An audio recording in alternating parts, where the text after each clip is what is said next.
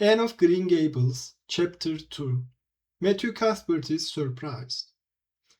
Matthew Cuthbert and the sorrel mare jogged comfortably over the 8 miles to Bright River. It was a pretty road, running along between snug farmsteads, with now and again a bit of balsamy fir wood to drive through, or a hollow where wild plums hung out their filmy bloom. The air was sweet with the breath of many apple orchards, and the meadows sloped away in the distance to horizon mists of pearl and purple, while the little birds sang as if it were the one day of summer in all the year. Matthew enjoyed the drive after his own fashion, except during the moments when he met women and had to nod to them, for in Prince Edward Island you are supposed to nod to all and sundry you meet on the road, whether you know them or not. Matthew dreaded all women except Marilla and Mrs. Rachel. He had an uncomfortable feeling that the mysterious creatures were secretly laughing at him. He may have been quite right in thinking so, for he was an odd-looking personage, with an ungainly figure and long iron-grey hair that touched his stooping shoulders, and the full, soft brown beard which he had worn ever since he was 20. In fact, he had looked at 20 very much as he looked at 60, lacking a little of the greyness. When he reached Bright River, there was no sign of any train. He thought he was too early, so he tied his horse in the yard of the small Bright River Hotel and went over to the station house. The long platform was almost deserted, the only living creature in sight being a girl who was sitting on a pile of shingles at the extreme end. Matthew, barely noting that it was a girl, sidled past her as quickly as possible without looking at her. Had he looked, he could hardly have failed to notice the tense rigidity and expectation of her attitude and expression. She was sitting there waiting for something or somebody, and since sitting and waiting was the only thing to do just then, she sat and waited with all her might and main. Matthew encountered the station master locking up the ticket office, preparatory to going home for supper, and asked him if the 5:30 train would soon be along. "The 5:30 train has been in and gone half an hour ago," answered that brisk official. "But there was a passenger dropped off for you, a little girl. She is sitting out there on the shingles. I asked her to go into the ladies' waiting room, but she informed me gravely that she preferred to stay outside. There was more scope for imagination, she said. She is a case, I should say." "I'm not expecting a girl," said Matthew blankly. "It's a boy I've come for. He should be here. Mrs. Alexander Spencer was to bring him over from Nova Scotia for me." The station master whistled. "Yes, there is some mistake," he said. "Mrs. Spencer came off the train with that girl and gave her into my charge. Said you and your sister were adopting her from an orphan asylum and that you would be along for her presently. That's all I know about it, and I haven't got any more orphans concealed hereabouts." "I don't understand," said Matthew helplessly, wishing that Marilla was at hand to cope with the situation. "Well, you better question a girl," said the station master carelessly. "I dare say she'll be able to explain. She's got a tongue of her own, that's certain. Maybe they were out of boys of the brand you wanted." He walked jauntily away, being hungry, and the unfortunate Matthew was left to do that which was harder for him than bearding a lion in its den: walk up to a girl, a strange girl, an orphan girl, and demand of her why she wasn't a boy. Matthew groaned in spirit as he turned about and shuffled gently down the platform towards her. She had been watching him ever since he had passed her, and she had her eyes on him now. Matthew was not looking at her and would not have seen what she was really like if he had been, but an ordinary observer would have seen this. A child of about 11, garbed in a very short, very tight, very ugly dress of yellowish-grey wincey. She wore a faded brown sailor hat, and beneath the hat, extending down her back, were 2 braids of very thick, decidedly red hair. Her face was small, white, and thin, also much freckled. Her mouth was large, and so were her eyes, that looked green in some lights and moods, and grey in others. So far the ordinary observer. An extraordinary observer might have seen that the chin was very pointed and pronounced, that the big eyes were full of spirit and vivacity, that the mouth was sweet-lipped and expressive, that the forehead was broad and full, In short, our discerning, extraordinary observer might have concluded that no commonplace soul inhabited the body of this stray woman-child of whom shy Matthew Cuthbert was so ludicrously afraid. Matthew, however, was spared the ordeal of speaking first, for as soon as she concluded that he was coming to her, she stood up, grasping with one thin brown hand the handle of a shabby old-fashioned carpet-bag, the other she held out to him. "I suppose you are Mr. Matthew Cuthbert of Green Gables?" she said in a peculiarly clear, sweet voice. "I'm very glad to see you. I was beginning to be afraid you weren't coming for me, and I was imagining all the things that might have happened to prevent you. I had made up my mind that if you didn't come for me tonight, I'd go down the track to that big wild cherry tree at the bend and climb up into it to stay all night. I wouldn't be a bit afraid, and it would be lovely to sleep in a wild cherry tree all white with bloom in the moonshine, don't you think? You could imagine you were dwelling in Marble Halls, couldn't you?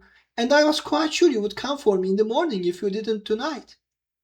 Matthew had taken the scrawny little hand awkwardly in his. Then and there he decided what to do. He could not tell this child with the glowing eyes that there had been a mistake. He would take her home and let Marilla do that. She couldn't be left at Bright River anyhow, no matter what mistake had been made, so all questions and explanations might as well be deferred until he was safely back at Green Gables. "I'm sorry I was late," he said shyly. "Come along, the horse is over in the yard. Give me your bag."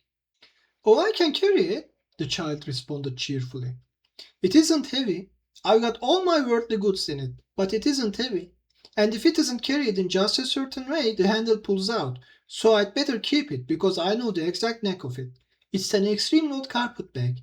Oh, I'm very glad you've come, even if it would have been nice to sleep in a wild cherry tree. We've got to drive a long piece, haven't we? Mrs. Spencer said it was 8 miles. I'm glad because I love driving. Oh, it seems so wonderful that I'm going to live with you and belong to you. I've never belonged to anybody, not really. But the asylum was the worst. I've only been in it 4 months, but that was enough. I don't suppose you ever were an orphan in an asylum, so you can't possibly understand what it is like. It's worse than anything you could imagine. Mrs. Spencer said it was wicked of me to talk like that, but I didn't mean to be wicked. It's so easy to be wicked without knowing it, isn't it? They were good, you know, the asylum people. But there is so little scope for the imagination in an asylum, only just in the other orphans. It was pretty interesting to imagine things about them, to imagine that perhaps the girl who sat next to you was really the daughter of a belted earl who had been stolen away from her parents in her infancy by a cruel nurse who died before she could confess. I used to lie awake at nights and imagine things like that, because I didn't have time in the day. I guess that's why I'm so thin. I am dreadful thin, ain't I? There isn't a pick on my bones. I do love to imagine I'm nice and plump, with dimples in my elbows." With this, Matthew's companion stopped talking, partly because she was out of breath and partly because they had reached the buggy.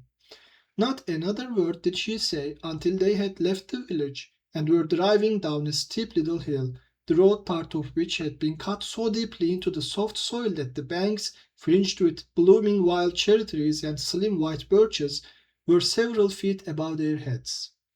The child put out her hand and broke off a branch of wild plum that brushed against the side of the buggy.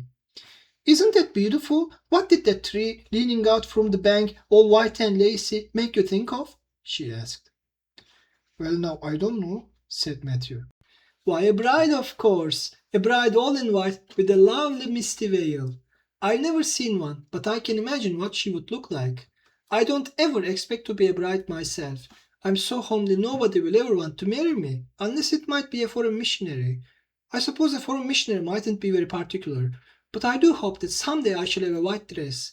That is my highest ideal of earthly bliss. I just love pretty clothes, and I've never had a pretty dress in my life that I can remember.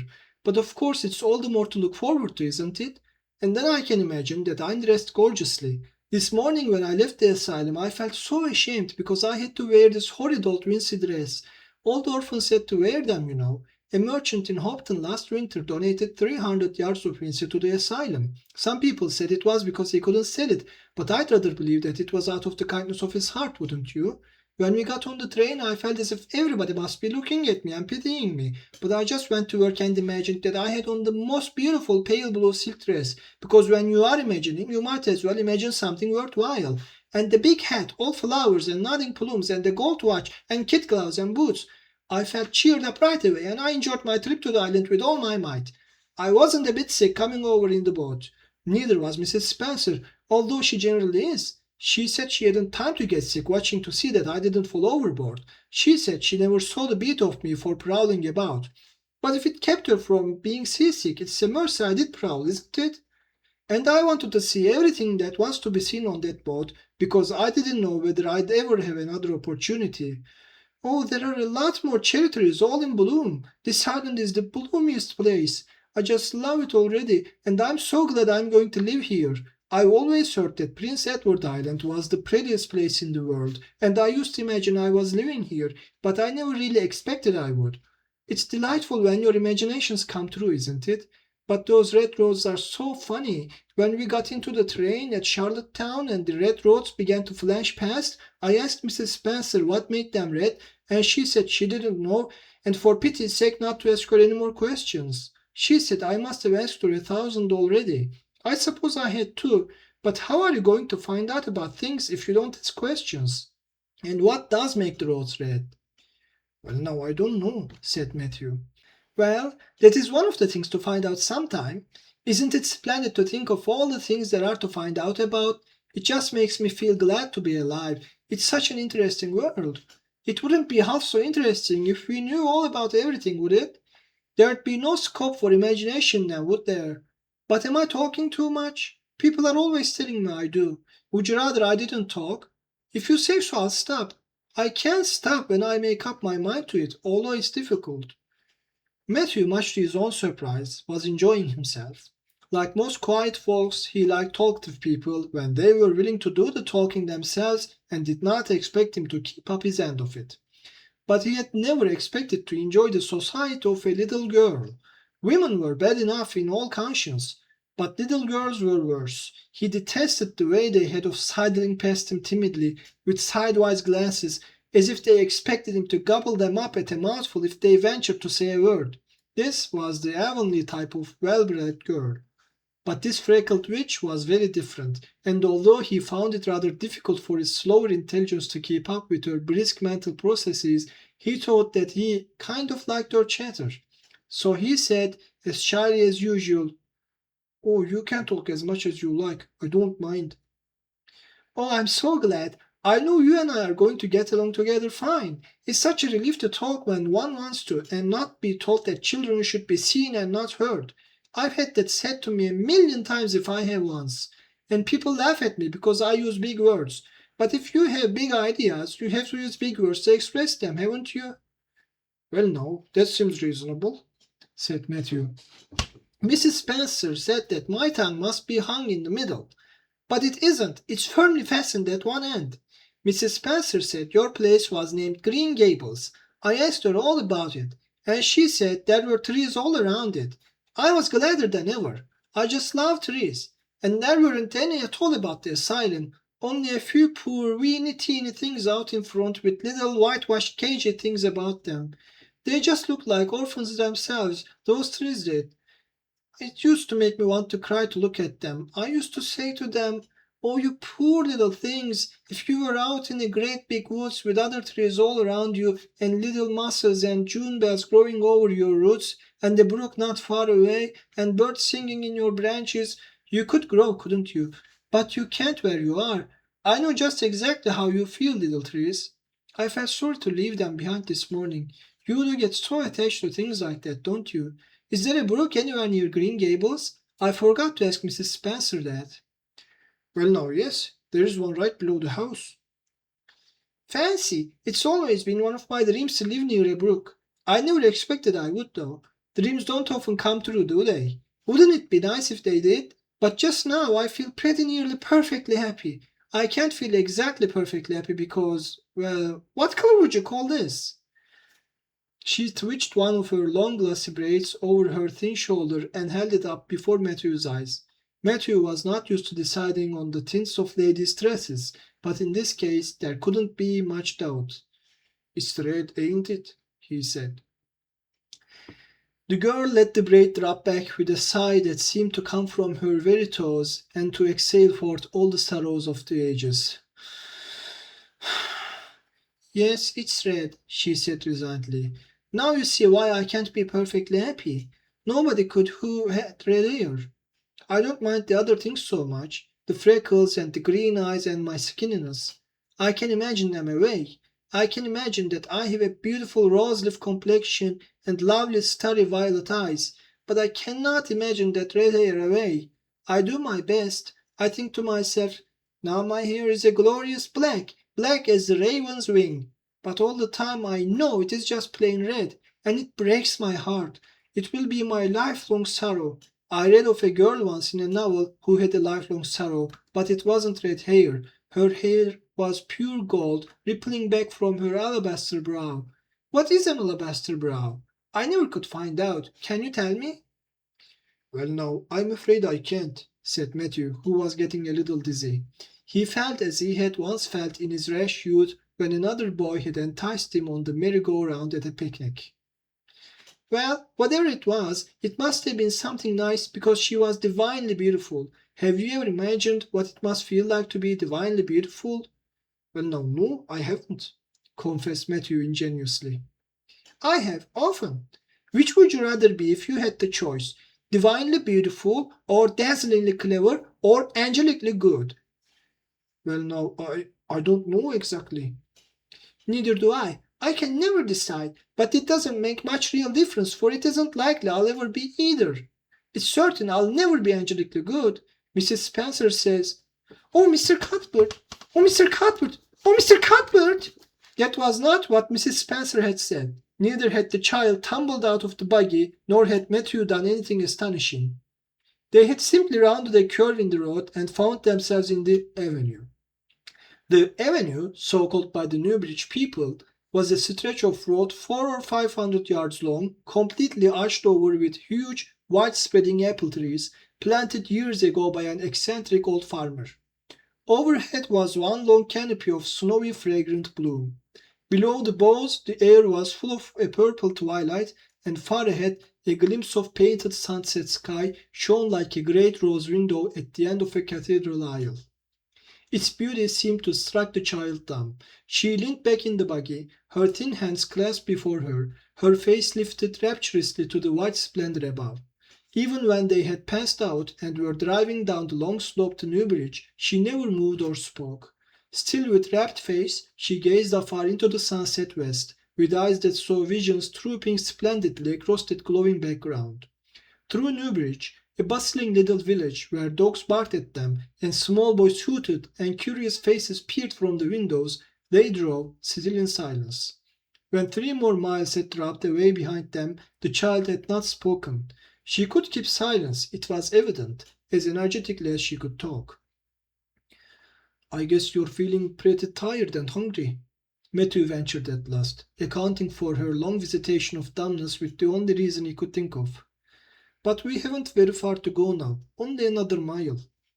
She came out of her reverie with a deep sigh and looked at him with the dreamy gaze of a soul that had been wandering afar, starlit. "Oh, Mr. Cuthbert," she whispered, "that place we came through, that white place, what was it?" "Well, now, you must mean the avenue," said Matthew after a few moments' profound reflection. "It is a kind of pretty place."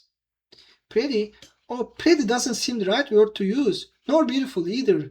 They don't go far enough. Oh, it was wonderful, wonderful! It's the first thing I ever saw that couldn't be improved upon by imagination. It just satisfies me here." She put one hand on her breast. "It made a queer, funny ache, and yet it was a pleasant ache. Did you ever have an ache like that, Mr. Cuthbert?" "Well, no, I just can't recollect that I ever had." "I have it lots of times, whenever I see anything royally beautiful. But they shouldn't call that lovely place the Avenue. There's no meaning in a name like that. They should call it, let me see, the White Way of Delight. Isn't that a nice imaginative name? When I don't like the name of a place or a person, I always imagine a new one and always think of them so. There was a girl at the asylum whose name was Hepzibah Jenkins, but I always imagine her as Rosalia de Vere. Other people may call that place the Avenue, but I shall always call it the White Way of Delight. Have we really only another mile to go before we get home? I'm glad and I'm sorry. I'm sorry because this drive has been so pleasant, and I'm always sorry when pleasant things end. Something still pleasanter may come after, but you can never be sure, and it's so often the case that it isn't pleasanter. That has been my experience anyhow. But I'm glad to think of getting home. You see, I never had a real home since I can remember. It gives me that pleasant ache again just to think of coming to a really, truly home. Oh, isn't that pretty? They had driven over the crest of a hill. Below them was a pond, looking almost like a river, so long and winding was it. A bridge spanned it midway, and from there to its lower end, where an amber-hued belt of sandhills shut it in from the dark blue gulf beyond, the water was a glory of many shifting hues, the most spiritual shadings of crocus and rose and ethereal green, with other elusive tintings for which no name has ever been found. Above the bridge, the pond ran up into fringing groves of fir and maple, and lay all darkly translucent in their wavering shadows. Here and there a wild plum leaned out from the bank like a white-clad girl tiptoeing to her own reflection. From the marsh at the head of the pond came the clear, mournfully sweet chorus of the frogs. There was a little grey house peering around a white apple orchard on a slope beyond, and, although it was not yet quite dark, a light was shining from one of its windows. "That's Barry's Pond," said Matthew. "Oh, I don't like that name either. I shall call it, let me see, the Lake of Shining Waters. Yes, that is the right name for it. I know because of the thrill. When I hit on a name that suits exactly, it gives me a thrill. Do things ever give you a thrill?" Matthew ruminated. "Well, now, yes, it always kind of gives me a thrill to see them ugly white grubs that spade up in the cucumber beds. I hate the look of them." "Oh, I don't think that can be exactly the same kind of a thrill. Do you think it can? There doesn't seem to be much connection between grubs and lakes of shining waters, does there? But why do other people call it Barry's Pond?" "I reckon because Mr. Barry lives up there in that house. Orchard Slope's the name of his place. If it wasn't for that big bush behind it, you could see Green Gables from here. But we have to go over the bridge and round by the road, so it's near half a mile further." "Has Mr. Barry any little girls?" "Well, not so very little either. About my size." "He's got one about 11. Her name is Diana." "Oh!" with a long indrawing of breath. "What a perfectly lovely name." "Well, now, I don't know. There is something dreadful heathenish about it, seems to me. I'd rather June or Mary or some sensible name like that. But when Diana was born, there was a schoolmaster boarding there, and they gave him the naming of her, and he called her Diana." "I wish there had been a schoolmaster like that around when I was born then. Oh, here we are at the bridge. I'm going to shut my eyes tight. I'm always afraid going over bridges. I can't help imagining that perhaps just as we get to the middle, they'll crumple up like a jackknife and nip us.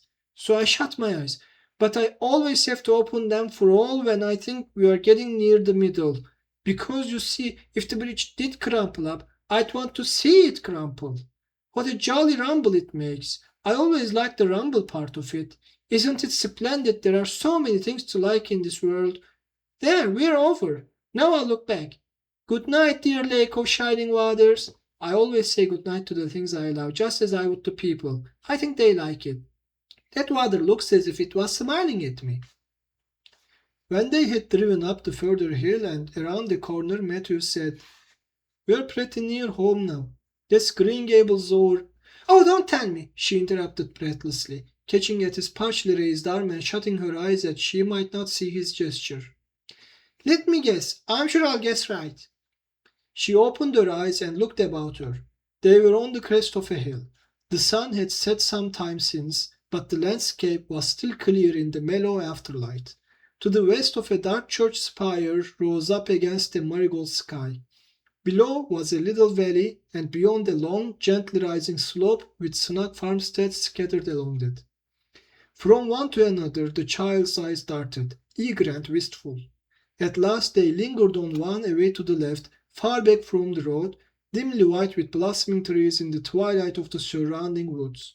Over it, In the stainless southwest sky, a great crystal white star was shining like a lamp of guidance and promise. "That's it, isn't it?" she said, pointing. Matthew slapped the reins of the sorrel's back delightedly. "Well now, you've guessed it. But I reckon Mrs. Spencer described it so's you could tell." "No, she didn't. Really, she didn't. All she said might just as well have been about most of those other places. I hadn't any real idea what it looked like. But just as soon as I saw it, I felt it was home. Oh, it seems as if I must be in a dream. Do you know, my arm must be black and blue from the elbow up, for I pinched myself so many times today. Every little while a horrible sickening feeling would come over me, and I'd be so afraid it was all a dream. Then I'd pinch myself to see if it was real, until suddenly I remembered that even supposing it was only a dream, I'd better go on dreaming as long as I could. So I stopped pinching. But it is real, and we are nearly home." With a sigh of rapture, she relapsed into silence. Matthew stirred uneasily. He felt glad that it would be Marilla and not he who would have to tell this waif of the world that the home she longed for was not to be hers after all. They drove over Lynn's Hollow, where it was already quite dark, but not so dark that Mrs. Rachel could not see them from her window vantage, and up the hill and into the long lane of Green Gables. By the time they arrived at the house, Matthew was shrinking from the approaching revelation with an energy he did not understand. It was not of Marilla or himself he was thinking, or of the trouble this mistake was probably going to make for them, but of the child's disappointment. When he thought of that rapt light being quenched in her eyes, he had an uncomfortable feeling that he was going to assist at murdering something, much the same feeling that came over him when he had to kill a lamb or calf or any other innocent little creature. The yard was quite dark as they turned into it, and the poplar leaves were rustling silkily all round it. "Listen to the trees talking in their sleep," she whispered, as he lifted her to the ground. "What nice dreams they must have." Then, holding tightly to the carpet bag which contained all her worldly goods, she followed him into the house.